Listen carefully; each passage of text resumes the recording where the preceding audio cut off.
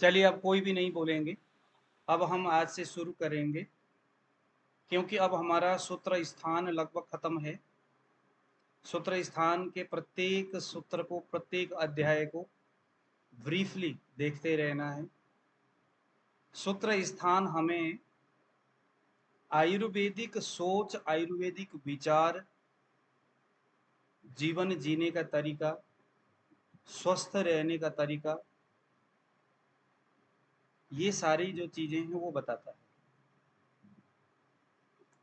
उसके बाद आएगा निदान स्थान। निदान स्थान से हम किसी व्यक्ति को रोग अगर होता है तो उसमें बहुत सारे सिम्टम्स दिखते हैं। उस सिम्टम्स के आधार पर हम कैसे रोग का डिसाइड करेंगे, किस तरह से डिसाइड करेंगे, लक्षण को कैसे पूछेंगे, कौन से रोग के साथ कौन कौन से लक्षण मिला हुआ रहता है, निदान स्थान में हम उसको समझते हैं। लेकिन मुझे ऐसा लगता है कि उसके बीच में हमें शरीर स्थान भी पढ़ना चाहिए। तो शरीर स्थान, क्योंकि हमें कोई एग्जाम तो देना है ही नहीं, हमें एग्जाम में पास नहीं होना है, हमें आयुर्वेदिक चिकित्सा करना है। तो हालांकि चरक संहिता, इन आयुर्वेदिक ग्रंथों के सभी शब्द, सभी बातें एकदम महत्वपूर्ण है, लेकिन उनमें से जो अत्यधिक महत्वपूर्ण और आज के समय में जिसका प्रैक्टिस ज्यादातर चलता है और जिसको जाने बगैर बात बनती नहीं है, वो है सूत्र स्थान तो है, लेकिन सबसे अधिक है मर्म ये शरीर स्थान। शरीर स्थान में ही मर्म बिंदुओं के बारे में चर्चा है। अगर हमें किसी आदमी का, मान लो कि कोई भी आदमी आपके पास आया, उसको चोट लग गया। अब ये देखा जाएगा चोट लगा कहाँ है। क्या वो सद्य प्राणहर मर्म में लगा है, क्या वो वैकल्य मर्म में लगा है, मतलब वो मर्म क्या है, किसका है जहां चोट लगा है। क्या वो सिरा, स्नायु, कंडरा से रिलेटेड स्थान है, क्या वो मांस धातु से रिलेटेड स्थान है, क्या वो शुक्र धातु से रिलेटेड स्थान है, क्या वो सद्य प्राणहर मर्म का स्थान है, आदि बातों का हम पहले जानेंगे। तो आप लोगों ने ना, एक बुक है जिसका नाम है सुश्रुत संहिता। इसका बुक लेने की जरूरत नहीं है। सुश्रुत संहिता, शरीर स्थान, अध्याय नंबर 6,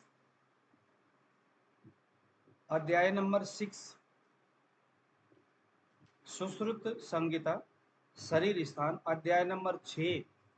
इसको ना आपको पीडीएफ से निकालो, गूगल में जाके लिखो सुश्रुत संहिता शरीर स्थान, पीडीएफ डाउनलोड ऐसा करके लिखोगे तो आ जाएगा। ये 6 नंबर, अध्याय नंबर 6 को आपने याद करना है दिन रात, जैसे छोटे बच्चे रट्टा मारते हैं ना, अगर संभव हो तो रट्टा मारना है। क्योंकि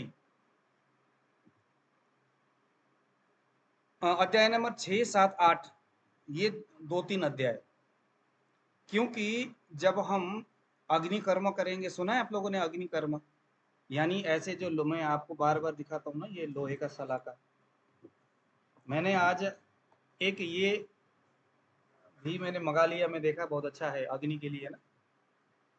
ऐसा कर, टक कर, तो यहाँ से आग निकलता है, ये छोटा सा, और ये यहाँ पर आग लगाया और यहाँ रोगी को, ये अग्निकर्म। ऐसे लोह सलाका, और आप लोग ना एक बना लेना स्वर्ण सलाका, आप लोग नोट कर लो जरा स्वर्ण सलाका।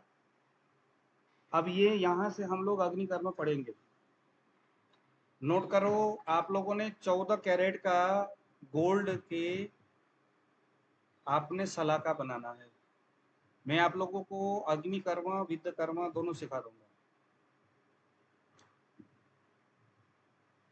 अब इसका जो मान है वो मैं आपको बताता हूँ। गोल्ड होना चाहिए 14 कैरेट का, या 18 कैरेट भी चल सकता है, 14 कैरेट का बना लो, इतना महंगा है। अब मेगा जी तो बना ही सकते हैं भैया, मेरे लिए भी थोड़ा कोई बना के भेज दे, अच्छी बात है। 14 कैरेट का बनाना मैंने बनाया हुआ है, मजाक कर रहा हूँ मैं।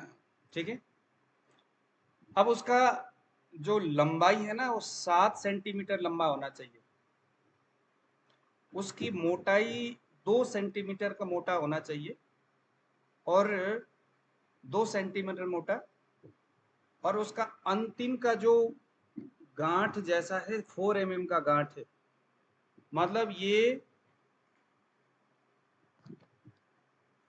ये जो सलाका है ये 7 सेंटीमीटर लंबा हो, पीछे की ओर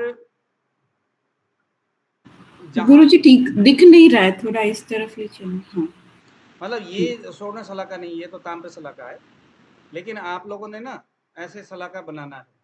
तो देखो कैसा करना है, पीछे की ओर पतला होना चाहिए, पीछे की ओर पतला, और आगे की ओर मोटा होना चाहिए, पीछे की ओर पतला, आगे की ओर मोटा, 7 सेंटीमीटर लंबा। इसकी जो थिकनेस है वो 2 सेंटीमीटर का होना चाहिए, और इसका जो एंड है ना, इस एंड में एक गांठ सा बना लेना। ये सोनार के पास जाओ, ये देखिए जरा, यहाँ पर ये गांठ दिख रहा है, ये मेरा थोड़ा छोटा बन गया, मैंने किसी को भेजा था उसने नेपाल में, तो ये थोड़ा छोटा बन गया, ये कम से कम भी 2 mm का है ये। तो ये 4 mm का ये गांठ होना चाहिए, उसको एकदम आपने जो नोट कर लो, और इसी मात्रा में बनाना है, तभी जाकर के वो एक्यूरेसी काम करेगा। और देखो इस तरह से ना ऐसे बना लो, क्योंकि बार बार चिमटी कहाँ ढूंढोगे, अगर ऐसे सीधा ही ऐसे बनाओगे तो गुम हो जाएगा, कहीं पर भी निकल जाएगा। और ऐसा ना छोटा सा कुछ लकड़ी का काट करके लेके चले जाओ, और ऐसा करके उसके अंदर भी डाल सकते हो। ये देखो जरा, ये दिखाई दे रहा है ना।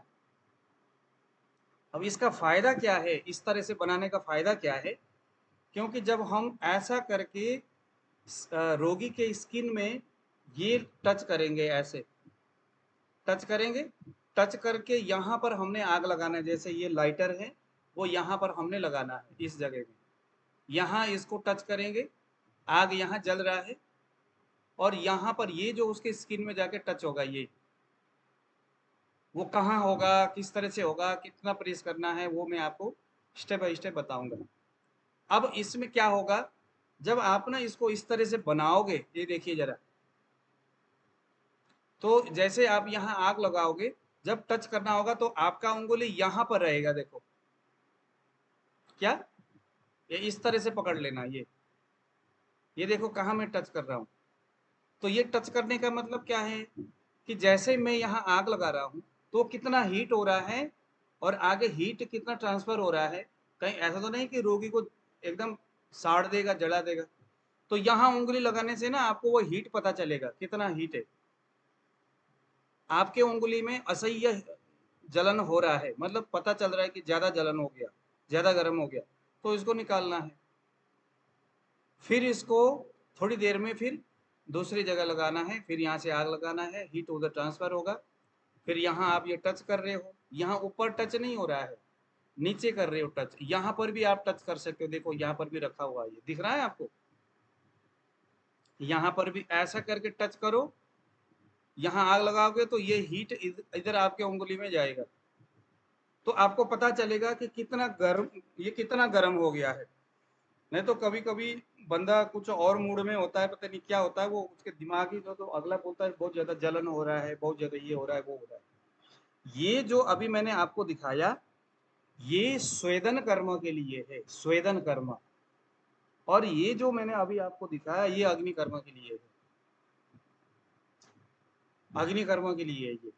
तो वो जो सोने का जो आप बनाओगे ना, वो स्वेदन के लिए है, लेकिन वो अग्नि कर्म का भी काम करेगा, स्वेदन के लिए है वो। जैसे किसी को फ्रोजन शोल्डर हो रहा है, किसी को साइटिका है, किसी को कुछ भी है, बैक लोअर बैक पेन हो रहा है, या आम बात हो रहा है, घुटनों में प्रॉब्लम आ रही है, घुटना नहीं चल रहा है, मतलब बहुत सारे जहां पर दर्द हो रही है, उस जगह में इससे बेहतर कुछ नहीं है। 2 दिन करोगे, या जिस दिन रोगी आया ना लड़खड़ाते हुए, उसी दिन ये अग्नि कर्म करते ही रोगी को 50% आराम मिलता है, दूसरे दिन 2 लोगों को लेके आएगा।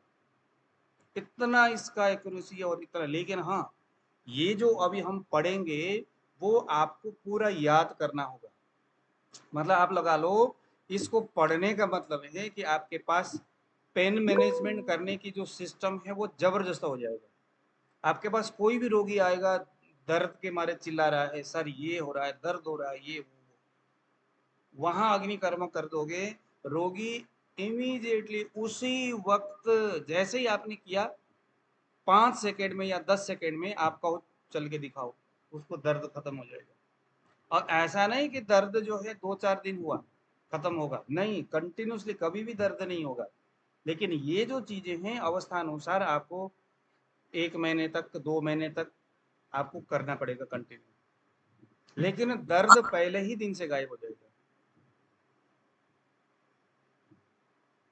मैंने ताम्रसरा से एक पैरालिसिस पेशेंट को किया था, ताम्रा से। उसको लगातार 2 महीना किया था, उसका 100% रिजल्ट है। हाँ, देखो, दीप कुमार ने अग्नि कर्म किया है, दीप कुमार को फायदा मिल गया। दीप कुमार को मैंने ही बताया था शायद, है ना दीप कुमार? तो उसमें अग्नि कर्म था और मुझका भी। गुरु जी, ये स्वेदन शलाका जो है ये क्या बीच में खोखली है? नहीं नहीं, खोखली नहीं है, खोखली नहीं है। लेकिन वो 14 कैरेट का गोल्ड का बना लो, अगर आप अभी पैसे कर सकते हो तो। मैं तो पंडित जी हूँ, मैंने पता है कैसे बनाया। सर गोल्ड का क्या फायदा होगा, तांबे से क्या अरे डिफरेंस रहेगा? गोल्ड का फायदा मैं आपको बताता हूँ। जो लोहा है ना, लोहा त्वचा में या जहां पर मांस धातु में कफ का आवरण है, जैसे किसी का गोखरू हो रहा है, कॉस्मेटिक प्रयोग के लिए किसी को गोखरू हो गया, कहीं पर बहुत ज़्यादा गांठ ऊपर आ गया, किसी को काटना है, किसी को कुछ करना है, जलाना है, उसके लिए लोहे का सलाखा इस्तेमाल करना। उसके अलावा कहीं भी लोहा के सलाखा इस्तेमाल नहीं करना। जहां पर आ, उसके बाद आता है आपका ताम्र सलाखा।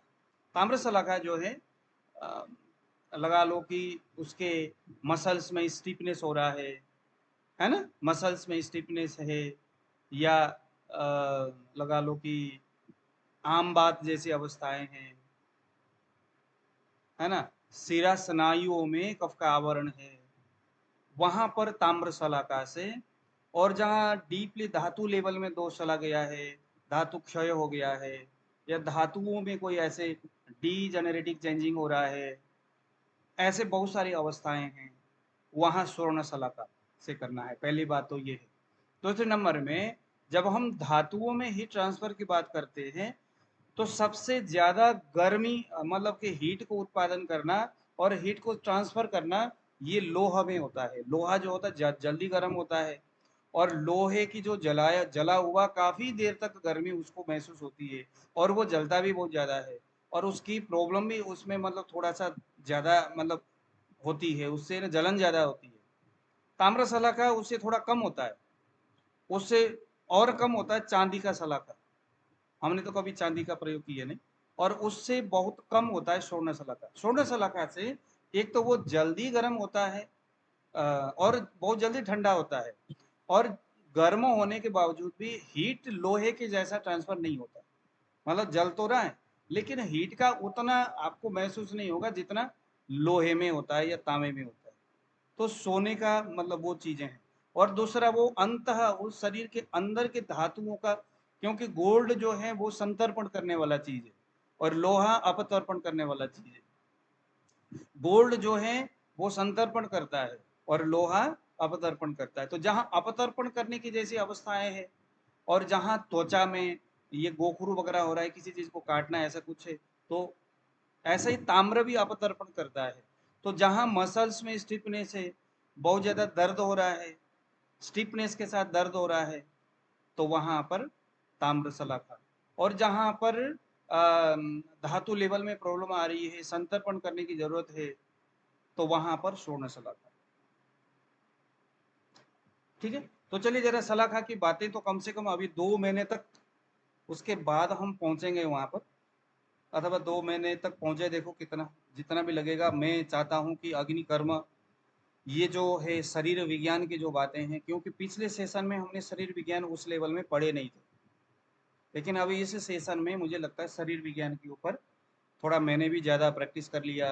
अग्निकर्म विद्या कर्म में पहले उतना करता नहीं था, लेकिन अभी तो मेरे पास रोज के 3-4 पेशेंट आते हैं उसके। तो मैंने अभी पैरालिसिस का एक पेशेंट था, अब मैं उसका वीडियो बनाया नहीं है अभी। पहले दिन तो उसका बहुत ऐसे मुंह भी बोलता नहीं था ढंग से, बहुत सारी चीज़ें था, लेकिन अभी तो उसका 2-3 दिन में ही 3 दिन हो गया उसको ट्रीटमेंट देते, हाथ काफ़ी ऊपर पहुंच गया, पैर बढ़िया सा चलने लग पड़ा 3 दिन की अग्नि विद्या से। उसके साथ साथ कुछ पंचकर्म के स्वेदन अभ्यंग वगैरह चल रहे। तो इससे पहले भी मैं बहुत सारे अग्नि कर्म वगैरह करते आ रहा हूँ। पहले अग्नि कर्म करता था और रोगी को बेनिफिट मिलता नहीं था। पहले पहले मैंने जो किया, एक को किया उसको कोई फायदा नहीं हुआ, दूसरे को किया उसको भी नहीं हुआ। अब देखो अग्नि कर्म करना है, रोगी को आग से जलाना है, चट चट करता है और उसको वहाँ छाले सा बैठ जाता है और रोगी बोलता है कोई प्रॉब्लम मतलब ठीक नहीं हो रहा है। तो मैं कहा यार ये तो ऐसा ही है, लिखा तो है लेकिन पता नहीं एक्यूरेसी नहीं हो रहा, क्या बात है। फिर मुझे लगा कि मैंने थोड़ा मेरे स्टडी में थोड़ी कमी आ रही है, या मतलब पता नहीं कुछ तो है, मतलब एक्यूरेसी नहीं हो रहा है, इसके पीछे क्या है। अगर हमसे ट्रीटमेंट हम कर रहे हैं और करके चीज़ें ठीक नहीं हो रहा है, इसका मतलब ये पक्की बात है कि हम उसका जो विचार है, उसकी जो मैकेनिज्म है उस ट्रीटमेंट का, वो शास्त्र का हमने प्रॉपर अध्ययन नहीं किया है, याद नहीं किया है। फिर उसके बाद मैंने पीछे कम से कम 7-8 महीने तक अग्निकर्म एक भी नहीं किया, विद्या कर्म नहीं किया, कुछ भी नहीं किया। और फिर धीरे धीरे पढ़ता रहा। फिर सुश्रुत संहिता में ये जो अध्याय है इसको मैंने कई बार पढ़ा, यूट्यूब में वीडियो देखा, लेकिन वो वहाँ पर ना समझ में नहीं आ रहा है।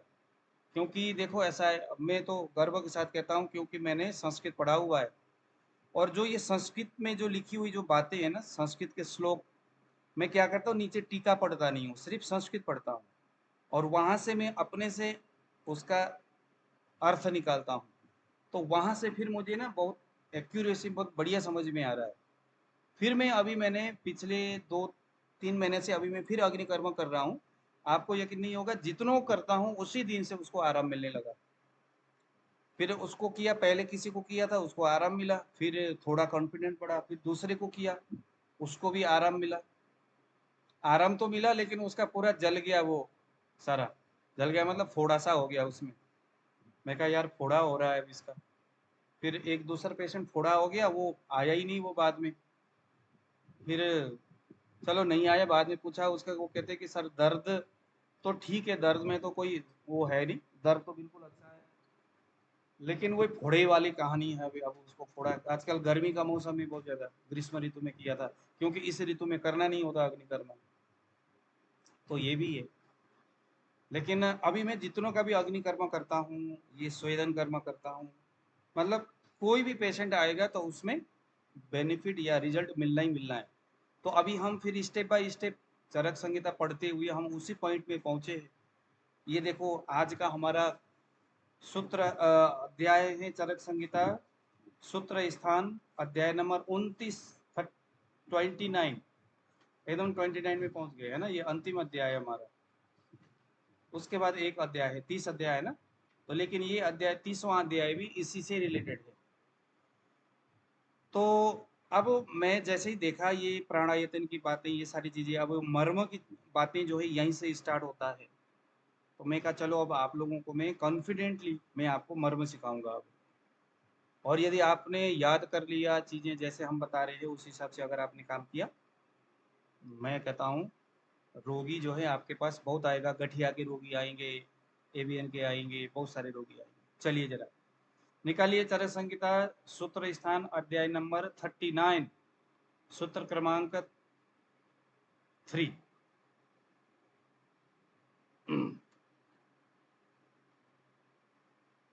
चूंकि हम मर्म स्थान पढ़ने जा रहे हैं, जहाँ शिरा, स्नायु, कंडरा, धमनियाँ, बहुत सारी इनकी बातें हैं, कौन से कहाँ है, शरीर के किन किन हिस्सा, शरीर स्थान हमने पढ़ना है, तो उसका एक झलक यहाँ हम समझते हैं। देखिए जरा, दशे वायतान्याहु प्राणा येसु प्रतिष्ठिता, सूत्र निकाला आप लोगों ने?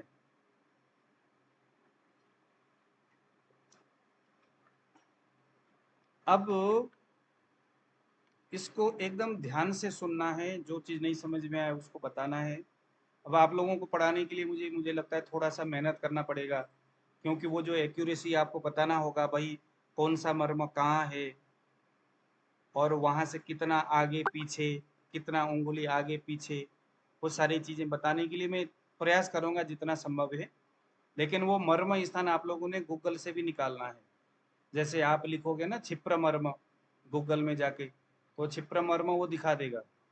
तो ऐसा करके यूट्यूब में वीडियोस देख लो क्षिप्र मर्म क्या है। जैसे आज मैंने 5 मर्म के बारे में बताया, तो 5 मर्म को आपने दूसरे दिन उस 5 मर्म के बारे में यूट्यूब में देख लो, गूगल में जाके सर्च करो, अध्याय नंबर 21 सूत्र क्रमांक, ठीक है। तो उस तरह से वो चीज़ें आप कंप्लीट करते हुए जाओ और कोई ऐसा पीडीएफ टाइप का कुछ ऐसा बना करके हमें भी दे दीजिएगा जरा। वो डिजिटल टाइप का क्या बोलते हैं उसको बनाना ना, मुझे उतना आता नहीं है, तो प्रयास करूंगा वैसे तो। लेकिन आप लोग जिनको बहुत अच्छा आता है वो बना लेना, मैं आपको बताऊंगा कैसे बनाना है। चलिए जरा सूत्र क्रमांक 3। सर ये कि ड्राइंग बनाना ये कैसा रहेगा, जो हाँ ड्राइंग वो भी बनाया था सही है कैसे? विजय जी, हाँ वो ड्राइंग करना भी सही है। सर नोट्स दे देंगे, मर्म के मेरे पास पड़े हैं सर सारे कंप्लीट, मैं हाँ प्रैक्टिस उत्कल जी के करता हूँ। पास नोट्स है, लेकिन मैं उत्कल जी शेयर के करूँ। पास जो है ना उत्कल जी, हाँ ये जी। जो मैं आपको पढ़ाऊंगा तो ये उससे भी आगे की चीजें हैं। ये सिर्फ हम यहाँ पर सिर्फ मर्म ही नहीं पढ़ेंगे, यहाँ पर हम उससे शरीर विज्ञान की बहुत सारी चीजें, सिरा, स्नायु, कंडरा, कौन सा कंडरा कहाँ है ना, ठीक है सर। वो सारी चीजें भी हम यहाँ पढ़ेंगे। चलिए, लेकिन ये है कि कंटिन्यू से उसको पढ़ते जाएंगे, और जहाँ आपको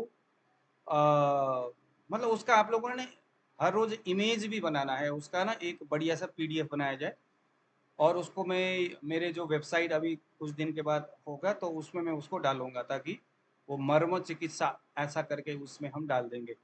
तो आप लोगों को मैं उसका एक्सेस दे देता हूँ, तो रोज आप उसमें जा करके उसको देखते रहिएगा। देखिए जरा, अथा तो अथ अतो यानी अब यहाँ से 10 प्राणायतनीय अध्यायम व्याख्यास्याम। यहाँ से अब हम 10 प्राणायतन नामक जो अध्याय है उसके बारे में पढ़ते हैं। तो भैया ये 10 प्राणायतन किस चीज का नाम है, किसको हम प्राणायतन बोलेंगे? तो यहाँ पर आपके पास अगर सुश्रुत संहिता है, शरीर स्थान अध्याय नंबर 6, यहाँ सूत्र क्रमांक 18 अगर किसी के पास है तो मैं फोटो खींच के भेज दूं आप लोगों को, नहीं तो पीडीएफ में निकालो ना आप लोग, पीडीएफ निकालो। देखो अभी आपको गुरुजी आ गया पीडीएफ मेरे पास। हाँ पीडीएफ जरा शेयर करना जरा। अरे दिव्या जी तो ये तो बहुत बुद्धिमान है, निकालो जरा दिव्या जी। सूत्र स्थान सुश्रुत संहिता शरीर स्थान अध्याय नंबर 6 सूत्र क्रमांक 18 पीडीएफ शेयर करो जरा। यहाँ क्या लिखा है, यहाँ पर हमें एक चीज देखना है, चलो ना भी करो कोई बात नहीं, वो वहां पर आपको देख लो जरा पीडीएफ में। यहाँ क्या लिखा है, एक ही बात मैं आपको बताना चाहूंगा। जो 10 प्राणायतन की बात हो रहा है ना, तो बेसिकली 10 प्राणायतन क्या है, किसको हम प्राणायतन बोलेंगे, वो 10 प्राणायतन वो क्या क्या है वो बाद में हम पढ़ेंगे उसमें। लेकिन वो बेसिकली उसका महत्व क्या है, आयुर्वेद में 10 प्राणायतन का बड़ा महत्व है। मर्म चिकित्सा के संदर्भ में जो प्राणायतन है वो आग्नेय मर्म के रूप में उसको हम देखेंगे। हमारे शरीर में सौम्य मर्म है, आग्नेय मर्म है, वायव्य है, ऐसे बहुत सारे मर्म है। उनमें से जो आग्नेय मर्म है, जो आग्नेय गुण प्रदान वाला है, उस तरह के मर्म को हम क्या बोलेंगे, वो जो मर्म है लगभग इन प्राणायतनों में आता है। यानी जो 10 प्राणायतन है, वो 10 प्राणायतन कौन कौन सा है, तो देखिए जरा। पहले नंबर में तो दोनों शंख प्रदेश, मर्म स्थान, मर्म स्थान यानी सिर, ये हमारा समूचा सिर, हृदय और बुधा, ये जो 3 स्थान है ना, सिर, हृदय और गुदा। अब शंख प्रदेश जो है वो सिर में आ ही गया, इसलिए जो तीन जो स्थान है, सिर, हृदय और गुदा, ये जो तीनों मर्म, ये जो तीन स्थान है वो आग्नेय गुण प्रदान है, यानी उसके अंदर अग्नि है। अग्नि is equal to electric, electric is equal to विद्युत। जहां पर ऊर्जा है, जहां पर क्या है, ऊर्जा है, जहां पर अग्नि स्थायी रूप से विद्यमान है, जो अर्गन या स्थान मां के गर्भ के अंदर निर्माण होते वक्त सबसे पहले बना है। तो सबसे पहले क्या बना है, हमने पहले आपको बताया था, बताइए जरा। मां के गर्भ के अंदर उस संतान का सबसे पहले कौन सा स्थान बनता है, हृदय। हृदय बनता है। हृदय के बाद सिर बनता है, फिर गुदा बनता है। ये जो तीन अर्गन है, वो जो स्थान है वो सबसे पहले बनता है, इसीलिए उसकी महत्व बहुत अधिक है। इसीलिए इन तीनों स्थानों में अग्नि का विशेष महत्व है। ऊर्जा है इसमें, विद्युत तरंग है इसमें, और इसको, अच्छा ये हो गया मर्म स्थान यानी सिर, हृदय और वस्ति। उसके बाद आ गया कंठ यानी ये गला, ये भी 10 प्राणायतन, गला, गले, कंठ। उसके बाद आ गया रक्त यानी ब्लड, फिर आ गया शुक्र, फिर आ गया ओज, फिर आ गया गुदा, गुदा प्रदेश। ये जो 10 जो है तो उसको हम बोलेंगे 10 प्राणायतन।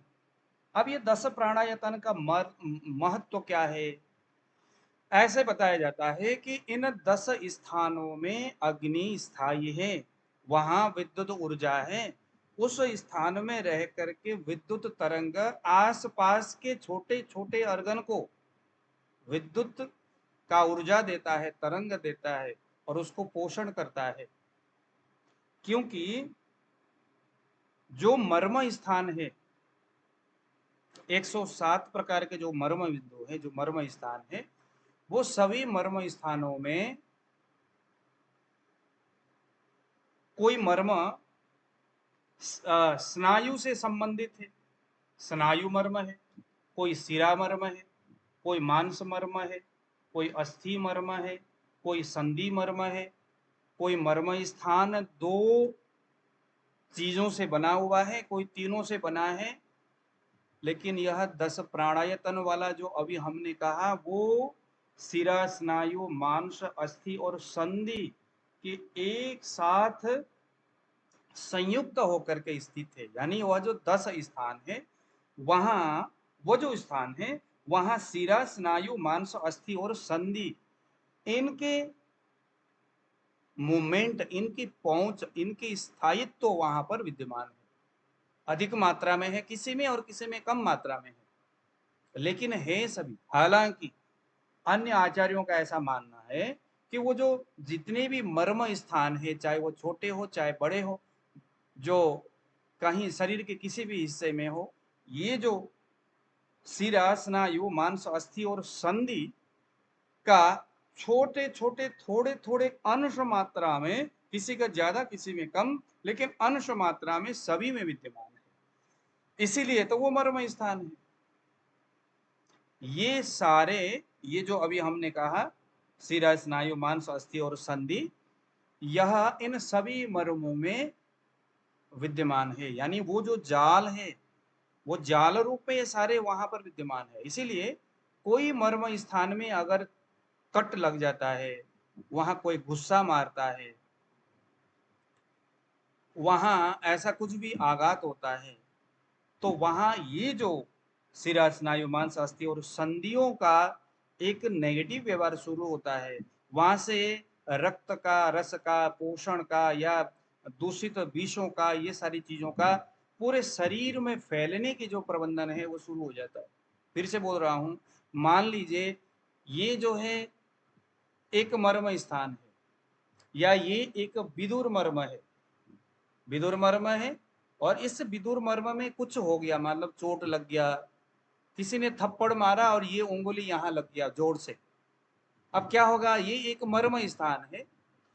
मर्म स्थान है, इसका मतलब है शिरा स्नायु मांस अस्थि और संधि के कुछ कुछ अंश सभी ने मिलकर के यहाँ एक जाल बनाया हुआ है, इसीलिए ये मर्म स्थान है। यहाँ अगर चोट लगता है, क्योंकि वो पांचों जाल शरीर के हर कोने में पहुंचा है, हर मर्म में उसका कनेक्टेड है, कनेक्शन है, एक दूसरे से कनेक्टेड है। तो यहाँ चोट लगा, इसका मतलब उन सभी में शरीर के हर हिस्से में, हर स्थान में उस जाल के माध्यम से अच्छे और बुरे चीजें, चोट लगा है तो उसकी बुरी चीजें रक्त के माध्यम से, मलों के माध्यम से अंदर की अंदर चारों ओर चले जाएगा। इसीलिए एक मर्म स्थान में चोट लगने का मतलब समूचे शरीर में उसका नेगेटिव इफेक्ट होना तय है, क्योंकि वो जो शिरा स्नायु कंडरा आदि जो अभी हमने कहा, अस्थि संधि मांस शिरा और स्नायु जो है वो हर जगह व्याप्त है, फैला हुआ है, और जो मर्म स्थान है वहां जाकर के सभी कनेक्टेड है। ऐसे करके यहाँ चोट लग गया तो पूरे जगह फैल जाएगा। इसीलिए चिकित्सा करते वक्त हमें कौन सा मर्म बिंदु है, मर्म बिंदु कहाँ है, उस मर्म बिंदु का संबंध किससे अधिक है, क्या वहां पर शिरा स्नायु का संबंध ज्यादा है, क्या वो अस्थि और मांस से रिलेटेड उसकी महत्व, उसकी चीजें जो है वो वहां पर ज्यादा है, अगर है तो उससे से संबंधित बहुत सारे विचार हमें वहां करना पड़ेगा। ठीक है, अब देखो जरा आगे सुश्रुत संहिता शरीर स्थान अध्याय नंबर 6 में आगे क्या बोलते हैं। हृदय का कार्य अब यहाँ पर ये बताया जा रहा है, जो सद्य प्राण हर मर्म की जो अभी हमने बात किया था, विशेष करके जो सद्य प्राण हर जो है 10 प्राणायतन की बात है, और विशेष करके उसमें हृदय, मस्तिष्क और वस्ति स्थान, ये तीन क्या है, ये तीन मर्म स्थान है। यह तीन क्या है, सद्य प्राण हर मर्म, प्रमुख मर्म स्थान है ये। अब यहाँ पर क्या बोलते हैं ये इसी ग्रंथ में, कोई इन तीन में से किसी एक में कोई असर हो गया, मान लो कि कोई आदमी को स्ट्रेस हो गया, तनाव हो गया, तो तनाव का संबंध हृदय से है, तो क्या हो गया, ज्यादा सोचने से, ज्यादा रोने से, ज्यादा टेंशन लेने से। हृदय एक बहुत खतरनाक, बहुत बड़ा मर्म स्थान है, उसमें क्या हो जाएगा, आघात हो जाएगा। आघात होते ही अब ये बोलता है, आघात होने से हृदय में रुकावट उत्पन्न होगा।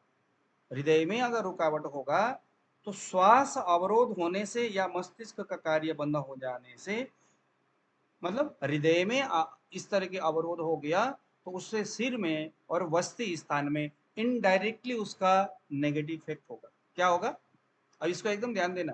मान लो किसी के वस्ती स्थान में कोई प्रॉब्लम है, मान लीजिए कि कोई व्यक्ति है उसको बवासीर हो गया, वगंदर हो गया, ऐसा कुछ हो गया, और उसने उसका जाकर के शल्य यानी चिकित्सा कर लिया, काट दिया। अब चूंकि गुदा सद्य प्राण हर मर्म है, और जाकर के उसने ऑपरेशन किया और उस जो मत्स्य है उसको निकाला। अब वो जो गुदा है वो आग्नेय सद्य प्राण हर मर्म, आग्नेय गुण प्रधान है वो गुदा। ठीक है, एक सेकंड में एक बार और कंफर्म कर लूं, गुदा बताना जरा कोई मुझे, गुद, हाँ देखो आग्नेय है, सद्य प्राण हर, मांस मर्म है गुदा। गुदा मर्म क्या है, मांस मर्म है, सद्य प्राण हर है, आग्नेय है। तो मांस मर्म होने से हमने कहा था ना मांस धातु की बातें, अग्नि कर्म जो है, अग्नि कर्म, वित्त कर्म, यह तो सापेक्ष है, सॉरी अग्नि कर्म और क्षार कर्म। हमने कल परसों क्या पढ़ के आए हैं, मांस धातु में विकृति हो तो क्या होगा, बताइए क्या करना चाहिए, क्षार कर्म करना चाहिए, अग्नि कर्म करना चाहिए। क्षार कर्म है, अग्नि कर्म, ये दोनों चीजें करना है। लेकिन अगर क्योंकि वो मांस मर्म है, गुदा मर्म, वो बाद में हम पढ़ेंगे। अब ये क्या है, सद्य प्राण हर मर्म है और अग्नि आग्नेय गुण भूयिष्ठ है, भौतिक गुण क्या है, आग्नेय है। अब समझ लो, ये जो गुदा है वह 10 प्राणायतन का एक हिस्सा है। 10 प्राणायतन यानी शरीर का वह हिस्सा जिसमें ऊर्जा अधिक है, वो आग्नेय गुण प्रदान है। वहां हो गया मस्सा, यानी ऐसा कुछ हो गया, अब आप ऑपरेशन करने जा रहे हो, उसमें कट लगा दिया, कट लगा दिया, कट कट लगाने के बाद उस व्यक्ति के हृदय और मस्तिष्क में कुछ व्याधि, कुछ विकृतियां हो सकता है, क्योंकि सुश्रुत ने ये बताया है, ये जो विशेष करके वस्ती, हृदय और मस्तिष्क का, ये जो तीनों मर्म है, इसके अच्छे और बुरे व्यवहारों का आपस में इनका क्या होता है, कन्वर्सेशन होता है, आपस में कनेक्शन होता है। हृदय में कुछ हो गया अच्छी चीजें, तो वस्ती स्थान में और मस्तिष्क में अच्छा उसका रिस्पॉन्स जाएगा। इसीलिए देखो, जब हम सिरोधारा करते हैं तो रोगी का कॉन्स्टिपेशन ठीक होता है। आपने देखा है ऐसा कभी? बिल्कुल होता है। जब हम नीचे से वस्ती देते हैं मल द्वार में, एक हमारे वैद्य जी हैं, वो कहते हैं कि अगर किसी को रात में नींद नहीं आ रहा है, उसको एंजाइटी होता है, रात में नींद नहीं आता, ऐसा कुछ है, सिर में दर्द होती है, तो कहते हैं कि गुदा यानी मल द्वार में मिट्टी का लेप लगा दो, मल द्वारा मिट्टी का लेप लगाओ। तो किसी ने पूछा, महाराज ये क्या आप और सब ऐसी चीजें आप चिकित्सा बता रहे हो? उन्होंने कहा कि ऐसे बहुत सारी दवाइयां तो दी जाइए, बाकी चिकित्सा तो हमने बताया है, ऐसा नहीं कि वहां मिट्टी लगाओगे तो पूरा ही समस्या ठीक हो जाएगा। लेकिन क्योंकि ये जो तीनों वस्ती स्थान है, ये जो तीनों जो मर्म स्थान है, महत्वपूर्ण मर्म, शरीर का सबसे महत्वपूर्ण मर्म वही तीनों है, तो उन तीनों को साधन करना है। सिर में हमने सिरोबस्ती किया, हृदय में हमने हृदय के लिए तर्पण करने वाली, रस को तर्पण करने वाली हमने चिकित्सा दिया, दवाइयां दिया। गुदा के लिए क्या करें? तो और अगर कुछ नहीं कर सकते तो आप वहां मल का लेपन करो, कुछ नहीं तो आप बस्ती तो आप दे ही रहे हो, अनुवासन बस्ती दे दो। तो देखो, मल द्वार में अनुवासन बस्ती दिया जा रहा है, तेल के बस्ती, और उस बस्ती से उस व्यक्ति के सिर की समस्या ठीक हो रहा है, उस व्यक्ति के हृदय की समस्या ठीक हो रहा है। आप देखो, अपान वायु उदावर्त हो गया और उस व्यक्ति के सिर में ट्यूमर हो रहा है। हमने पढ़े कि नहीं पढ़े पीछे?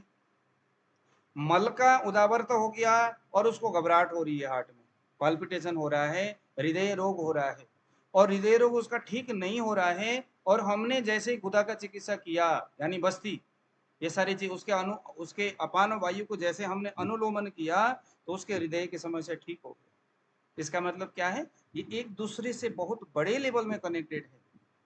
ये पति पत्नी और बच्चों की तरह व्यवहार कर रहे हैं आपस में। इसीलिए चिकित्सा करते वक्त इन तीन स्थानों को हमने विशेष करके साधना है। पहले जमाने में जब आज भी राजस्थान के साइड में जाओगे तो वो लेटिन करने के लिए टीले में जाते, पहाड़ों में। मैं भी बचपन में जब राजस्थान में रहा हूं, मैं भी पावटा में, तो लेटिन करने के लिए जाते थे, और पानी वानी तो होता नहीं था उधर राजस्थान, ऐसी जगह जहाँ पर पानी की एकदम पीने तक के पानी नहीं होती थी। तो ऐसे ही दोस्तों के साथ बात करते हुए जाना, टीले के एक इधर चला गया लेटिन करने, उधर चला गया लेटिन किए, और वहां होता है मिट्टी मिला हुआ रेत और उसी रेत से 10-12 बार तक गुद प्रक्षालन करना रेत से।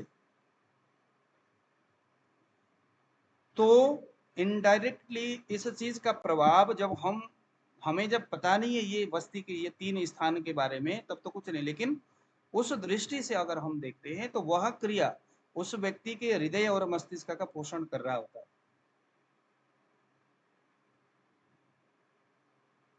अब इसको किस लेवल में सोचा जाए, किस लेवल में कुछ किया जाए। इसीलिए देखो, जब कोई आदमी हृदय का संतर्पण करता है, हृदय को पोषण करने वाले आहार, मतलब शुद्ध आहार का जब हम भोजन करते हैं, तो उससे क्या होता है? शुद्ध रस का निर्माण होगा। शुद्ध रस का निर्माण होते ही हृदय का संतर्पण होता है, पोषण होता है, क्योंकि हृदय का रस का उद्गम कहाँ होता है? हृदय। जब हम अच्छी चीजें सुनते हैं, धार्मिक चीजें सुनते हैं, या कुछ भी मेडिटेशन करते हैं। अब हमारे यहाँ बलदेव जी आज आए हैं, ये या शायद पता नहीं रोज आते होंगे। तो बलदेव जी को पहले बहुत सारी समस्या था, बाद में उन्होंने मेडिटेशन करना शुरू किया। मेडिटेशन करने से वो कहते हैं कि अभी सारी समस्याएं ठीक हो गया, सिर्फ मेडिटेशन से। क्यों? मेडिटेशन से हृदय का पोषण हुआ, हृदय का पोषण हो गया तो मस्तिष्क और ये सारी चीजें, यानी अनुलोमन, अपान भी सही हो गया, रंजक पित्त प्राणवायु भी सही हो गया, और हमारा तर्पक कफ, ये मज्जा धातु भी सही हो गया। हुआ कि नहीं हुआ? तो एक चीज का पोषण करने से बाकी तीनों चीजें पोषित हो जाते हैं, एक चीज का कुपोषण करने से तीनों ही चीजें इनडायरेक्टली कुपोषित हो जाता है। इसीलिए चिकित्सा करते वक्त हमें इन 3 स्थानों का विशेष करके ख्याल रखना है कि चिकित्सा करते हुए इस बात को हमें ख्याल रखना है। क्या बोला यहाँ पर? हृदय का कार्य रुक जाने से, श्वासावरोध हो जाने से और मस्तिष्क का कार्य बंद हो जाने से मृत्यु होती है, पर ये एक दूसरे से सापेक्ष रहते हैं। यानी इनमें से एक का काम बंद हो जाने पर अन्य दोनों भी काम करना बंद कर देते हैं। इसका मतलब क्या हो गया? अगर हृदय ने काम करना बंद किया तो मस्तिष्क और गुदा यानी अपान ये दोनों भी अपने आप स्वाहा हो जाते हैं। देखो कितना कनेक्शन है इनमें।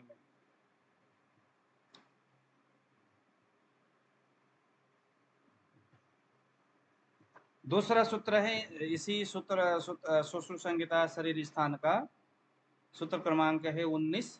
चतुर्विधा यास्तु शिराः शरीरे प्रायेण ता मर्मसु सन्निविष्टाः स्नावस्थि मांसानि तथैव संधिं संतर्प्य देहं प्रतियापयन्ति। ये लिखा है शरीर में 4 प्रकार की जो शिराएं हैं, इसको भी याद करना। 4 प्रकार की शिराएं कौन? अगर कोई पूछेगा, यानी अगर आप कहीं बीएड करने जाओगे या कुछ भी आयुर्वेद के उधर जाओगे, कोई डॉक्टर बोलेगा यार तो आयुर्वेद के बारे में पचर पुचर बोल रहा है, चलिए बता आयुर्वेद ने 4 प्रकार की शिराएं किस किस को बोला है। तो ये देखना है आपने, वात पित्त कफ रक्त वहा, जहां से वात पित्त कफ और रक्त बहता है वो शिराओं में सबसे प्रमुख है, क्योंकि यह कफ पित्त वात और रक्त जिन धमनियों जिन शिराओं से होते हुए गुजरते हैं, वह शिराएं उन सभी मर्म स्थानों से होते हुए गुजरता है। इसीलिए सुश्रुत जी जो है 3 नहीं बल्कि 4 दोष मानते हैं, कफ पित्त वात और रक्त। उन्होंने कहा भैया जो रक्त है वह भी प्रत्येक मर्म स्थानों से होते हुए गुजरता है। जैसे कफ पित्त वात बहने वाले शिराएं जो है इन मर्म स्थानों से होते हुए गुजरते हैं। प्रकृति का अच्छे और बुरे प्रभाव दोषों में होता है, तो रक्त में भी डायरेक्टली होना चाहिए, है ना। जैसे आप कफ कारक आहार करते हो, कफ कारक विहार करते हो, व्यवहार करते हो, सारी चीजें कफ कारक करते हो, आपका शरीर का प्रकृति भी कफ कारक है, तो निश्चित तौर पर कफ जिन शिराओं से बहता है उन शिराओं में कुछ तो गड़बड़ी होगी कफ की वृद्धि से। अगर ऐसा है तो हमारे समूचे जो मर्म स्थान है, उन मर्म स्थानों में जो कफ का वहां हिस्सेदारी है वो डिस्टरबेंस करेगा कि नहीं करेगा? निश्चित करेगा। इसीलिए हमारे आहार और हमारा विहार हमारे शरीर के सभी मर्मेंद्रियों को उसी वक्त प्रभावित करता है। इसीलिए खान पीन जो है, अगर हम व्यक्ति के दोषों को ख्याल में रख करके जब हम करते हैं तो हमारे शरीर की जो यह रस जो ये जो है कफ पित्त वात और रक्त, वह स्रोतों के माध्यम से समूचे शरीर में तुरंत असर होना शुरू होता है। देखो आपने 4 घंटे कुछ खाना नहीं खाया, थोड़ी थोड़ी भूख लगेगी, उधर 4 घंटे नहीं खाओगे तो और बुरा हाल हो जाएगा और पूरे शरीर में शिथिलता, पूरे शरीर में प्रॉब्लम, पूरे शरीर में कुछ कुछ होना शुरू हो जाता है। किसी किसी को तो एकदम कंपन होता है, शरीर कांपने शुरू हो जाता है, उसके कहीं कुछ दिख रहा है, कहीं कुछ होता हुआ आपको उसको जो है रियलाइज होता है। तो इसके पीछे का रीजन क्या है? इसके पीछे का रीजन वही है कि वो आहार जो है कफ का निर्माण करता है, कफ का पोषण करता है, और वो कफ जो है आहार रस के रूप में पूरे शरीर में जाता है। यानी कफ वह शिराओं से होते हुए उन स्थानों में जाकर के उन मर्म बिंदुओं का तत्क्षण पोषण करता है। लेकिन जब आप नहीं खाओगे, नहीं पियोगे, तो उन शिराओं के माध्यम से उन मर्म बिंदुओं का पोषण न होने के वजह से शरीर क्या हो जाएगा? अपने आप को कमजोर होना ऐसा महसूस करता है। इसीलिए इन शिराओं का महत्व जरा देखो जरा। इस प्रकार धमनियां यानी सिराएं, अब देखो जो सुश्रुत है इन्होंने धमनियों को सिरा कहा है, ठीक है। धमनियां स्नायु, अस्थि, मांस और संधियों को पोषण प्रदान करते हुए संपूर्ण शरीर का पालन करता है। तो देख लो जरा, जितने भी मर्म स्थान है उन मर्म स्थानों में सिराएं यानी धमनियां, स्नायु, अस्थि, मांस और संधियां जाल बना करके हर जगह, कहीं ज्यादा कहीं कम, कहीं किसी की भागीदारी ज्यादा कहीं किसी की कम, ऐसा, लेकिन हर जगह इनकी हिस्सेदारी है। कफ, पित्त, वात और रक्त वह सिराएं जो है यानी वो जो धमनियां है, इन प्रत्येक स्थानों में न्यूट्रिशन को लेकर के जाता है और वह स्नायु, धमनियां, अस्थि, मांस और संधियों का क्या करता है, पोषण करता है, ठीक है। तो आपका रोज का कुछ खाना, रोज का कुछ पीना, रोज का कुछ करना, आपका कुछ कुछ सोचना, क्योंकि मानसिक व्यवहार भी आपके एक्टिविटीज को, मानसिक व्यवहार भी आपके कफ, पित्त, वात और रक्त आदि इन दोषों को प्रभावित करता है। जब हम सुश्रुत पढ़ते हैं तो ध्यान देना, यहाँ कितने दोष हैं, 4 दोष है, कफ, पित्त, वात और रक्त। जब हम चरक पढ़ते हैं तो कितने दोष है, कफ, पित्त और वात। ये चीज ध्यान देना। ये देखो, ये शब्द यहीं आया कि नहीं आया, चतुर्विधा यास्तु सिराहा शरीरे प्रायणता मर्मसु सन्निविष्टा। ये चतुर्विधा क्या है, कफ, पित्त, वात और रक्त है, ये ध्यान देना, ठीक है। गुरुजी चरक में भी तो ये क्या नाम है, रक्त का वर्णन किया गया है, चौथी जो दोष रक्त है। का वर्णन है लेकिन दोष के रूप में नहीं है ना, उन्होंने डायरेक्टली उन्होंने दोष नहीं कहा उसको, उन्होंने कहा कि रक्त का महत्व भी उस लेवल में है, लेकिन वहां पर डायरेक्टली ये दोष है ऐसा करके नहीं कहा है। कहीं कहा है तो दिखाना जरा, शायद हो सकता है मैं भी करेक्ट करूं।